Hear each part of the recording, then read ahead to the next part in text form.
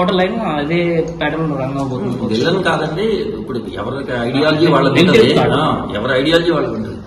Hero ideology హీరోకి correct, mother ideology mother correct. ఈ ఇద్దరు కరెక్ట్ అవ్వడం వల్ల కాన్ఫ్లిక్ట్ రైజ్ అవుతుంది కదా, ఆ సెన్స్ లోనే వెళ్ళాం. సార్ అంటే విజయశాంతి గారిని ఒప్పించడం ఒక టాస్క్ అయితే ఆవిడతో స్టంట్స్ చేయించడం కూడా ఇంకా అంతకంటే పెద్ద టాస్క్. అంటే టీజర్ మీరు చూసినప్పుడు ఆవిడ ఫస్ట్ సీన్ ఫ్లిప్ ఏదో, సో అలాంటి ఇంకా ఉన్నాయని చెప్పారు కదా. అంటే ఆ ఏజ్ లో లేడీతో అండ్ ఒరిజినల్ గా డూప్స్ లేకుండా చేయించడం ఎంతవరకు టాస్క్ అనిపించింది? సో ఆవిడ కోఆపరేటివ్ ఎంతవరకు? టాస్క్ ఏమనిపించలేదు, ఎందుకంటే మేడమే రెడీగా ఉన్నారు. మేడం ముందు అవన్నీ చూసుకుని రిహార్సల్ చేయలేదు కానీ, బట్ మేము ఫైట్ మాస్టర్ కంపోజ్ చేస్తారు కదా, ఆల్రెడీ కంపోజ్ చేసి తీసుకెళ్ళాం. మేడం మీరు ఇలా చెయ్యాలి, ఓకే డన్ అన్నారు మేడం. అలాగే చేశారు కూడా, 3 days చేశారు ఆ ఫైట్, అలాగే చేశారు. ఆవిడ అంటే చాలా ఎగ్జైట్ అయ్యాం, మేము ఎగ్జైట్ అయ్యాం, ఎందుకంటే ఫైట్ చేయడం చాలా ఈజీ. ఫైట్ అయిన తర్వాత ల్యాండింగ్లు ఉంటాయి, అవే హీరోయిజం. బేసిక్లీ మీరు అంటే మీకు అనిపించింది ఏమైనా టెన్షన్ వచ్చింది, చేయగలుగుతారా లేదా అంటే ముందు అప్రోచ్ అవ్వకముందు?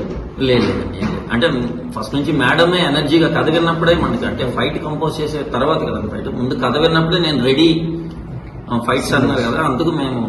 ఆమె కూడా కథ విన్నాక సలహాలు సూచనలు ఇచ్చారు, కొన్ని మార్పులు సూచనలు. అంటే ఎలాంటి చేంజెస్ అంటే ఆమె క్యారెక్టర్ పరంగా చేశారా, స్టోరీ పరంగా? స్టోరీ పరంగా, క్యారెక్టర్ పరంగా. స్టోరీ పరంగా చేంజెస్ వాళ్ళు చెప్పారు కదా, వాళ్ళ క్యారెక్టర్ పరంగా. అంటే ఇప్పుడు మేడం పెద్ద సీనియర్ ఆర్టిస్ట్ కదండి, ఇప్పుడు ఆవిడ మళ్ళీ 5 years తర్వాత మళ్ళీ ఇప్పుడు చేస్తున్నాను అంటే ఆవిడకి గ్యారంటీగా కరెక్ట్ గా ఉండాలి కదా, చిన్న చిన్న మైనస్లు ఏమి ఉండకుండా తన క్యారెక్టర్ ఆర్ట్ చూసుకుంటారు కదా. క్యారెక్టర్ ఆర్ట్ చూసుకున్నప్పుడు ఇప్పుడు ఓకే అనే వరకు మేము చేసాం. సార్ రాజా చేయి వేస్తే 2016 రిలీజ్ అయింది, మళ్ళీ ఇప్పుడు 2025 అంటే అటు ఇటుగా ఒక 10 years గ్యాప్ వచ్చిందనే చెప్పాలి. సార్ రాజా చేయి వేస్తే మంచి సినిమా బట్ ఎందుకు ఆ తర్వాత గ్యాప్ వచ్చింది, తర్వాత స్టోరీ తీసుకెళ్ళి? స్టోరీ నాకు ఇద్దరు పెద్ద హీరోలు కట్ చేసి ఓకే అడ్వాన్స్ ఇచ్చి కూడా ఆగిపోయి లేట్ అయిందండి. ఒక 4 years ఒక కథకి ఆల్మోస్ట్ మేము 3 years కూర్చున్నాం ఇన్విటేషన్స్. అది నెక్స్ట్ చేస్తాము, బట్ పెద్ద హీరో అడ్వాన్స్ ఇచ్చారు, అన్ని జరిగినాయి, అన్ని 3 years మేము రీసెర్చ్ చేయడానికే మేము ఆల్మోస్ట్ చాలా కష్టపడ్డాం దానికి. బట్ అది నెక్స్ట్ చేస్తాం. అలాగే ఇంకో అనిల్ సుంకర గారి బ్యానర్లో అలాగే 1.5 year ఒక కథ దగ్గర. అంటే ప్రాబ్లం ఏమైందంటే మనం తీసింది హిట్ సినిమా కాదు ఫస్ట్, కానీ ఏం చేసింది స్టార్ హీరోలు కదా, దానివల్ల లేట్.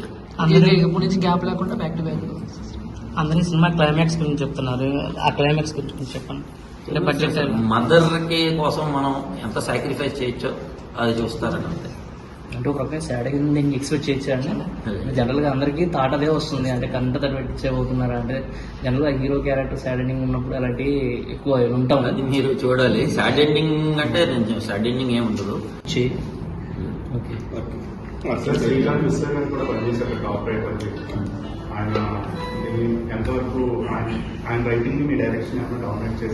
లేదు, చాలా వర్త్. అంటే నాకు బాగా ఉపయోగపడింది ఆయన ఆన్ టైంలో డైలాగ్స్. మనిషి సినిమా ఇప్పటికప్పుడు చేంజ్ అవుతూ ఉండాలి, ఆన్ టైంలో డైలాగ్స్ కానీ సెట్ లో ఉండి ప్రాపర్ గా ఎంకరేజ్ చేయడం కానీ. అలాగే నాకు స్క్రీన్ ప్లేలో హరికృష్ణ బండారి అని ఒక అబ్బాయి ఉన్నాడు, ఆ అబ్బాయి కూడా, వీళ్ళిద్దరు శ్రీకాంత్ గారు ఈ అబ్బాయి ఇద్దరు చాలా సపోర్టివ్ గా చేశారు.